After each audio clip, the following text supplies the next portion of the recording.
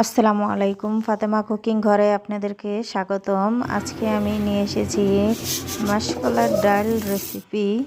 ডালগুলো ভেজে ব্লেন্ডার করে নিয়েছি।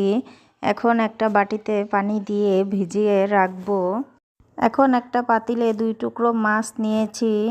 পরিমাণ মতো হলুদ, লবণ, ধনিয়ার গুঁড়া দিয়ে ভালোভাবে মাছ সিদ্ধ করে নিব। এই মাসকলাইর ডাল এইভাবে রান্না করে খেয়ে দেখবেন, খুবই ভালো লাগে, খুব মজা হয়। মাছ সিদ্ধ হয়ে গেছে, মাছগুলো আমি উঠিয়ে নিয়েছি। ভিজানো রাখা ডালগুলো দিয়ে দিয়েছি, সাথে পেঁয়াজ কাঁচামরিচ দিয়ে সিদ্ধ করব। এখন মাছগুলো আমি বেছে নিচ্ছি।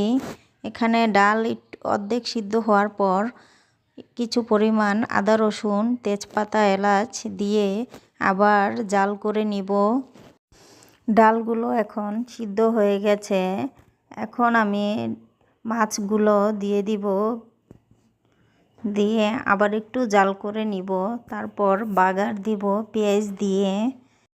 পেঁয়াজ ভেজে নেওয়া হয়ে গেছে, এখন ডালের ভিতরে দিয়ে আবার একটু জাল করে নিব। ডাল রান্না করা হয়ে গেছে, এখন ধনিয়া পাতা দিয়ে একটা বলকা নিয়ে উঠিয়ে নিব। সবাই বাসায় ট্রাই করবেন, অবশ্যই কমেন্টে জানাবেন। আল্লাহ হাফেজ।